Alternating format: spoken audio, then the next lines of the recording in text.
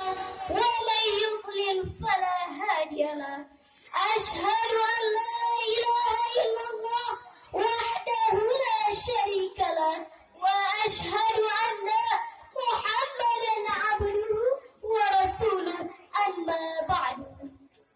Pertama-tama dari yang paling utama, marilah sama-sama kita memuja dan memuji Allah Subhanahu wa Ta'ala yang telah melimpahkan kita berbagai nikmat, di antaranya nikmat iman dan nikmat Islam.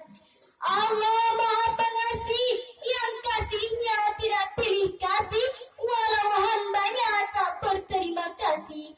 Allah juga Maha Penyayang yang sayangnya tidak pilih sayang walau hambanya tak bersembahyang.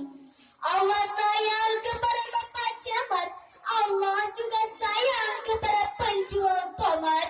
Allah sayang kepada Bapak Bupati, Allah juga sayang kepada penjual roti. Allah sayang kepada Bapak Gubernur, Allah juga sayang kepada penggali kubur.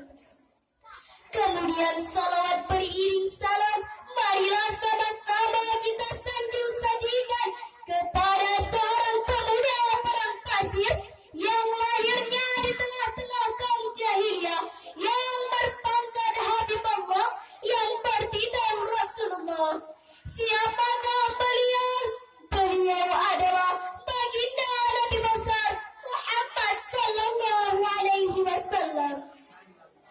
Beliaulah yang telah membawa kita dari alam jahiliyah ke alam bernuansa Islamiyah, dari alam kebodohan ke alam berilmu pengetahuan seperti yang kita rasakan saat ini. Penghormatan saya kepada Kepala SMP Negeri 1 Tanah Huas, penghormatan saya kepada para dewan juri, penghormatan saya kepada seluruh ibu-ibu SMP Negeri 1 Tanah Huas, dan yang teristimewa adalah kepada seluruh kaum muslimin dan muslimat yang dirahmati Allah. Pada kesempatan ini, izinkanlah saya menyampaikan sebuah syarahan singkat yang berjudul Akhlakul Karimah.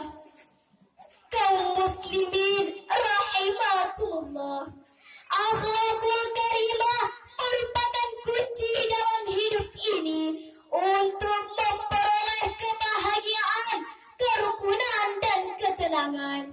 Akhlakul karimah juga merupakan perbuatan atau tingkah laku yang baik seperti tolong menolong dan saling menghormati. Berbuat baik kepada sesama merupakan kewajiban bagi setiap muslim, sebagaimana difirmankan Allah dalam Al-Quran surat Al-Baqarah ayat 83 yang berbunyi, A'udzu billahi minasy syaithanir rajim. Bismillahirrahmanirrahim. Wa bil walidaini ihsanan wa dhil qurba wal yatama wal masakin wa qulu lin-nas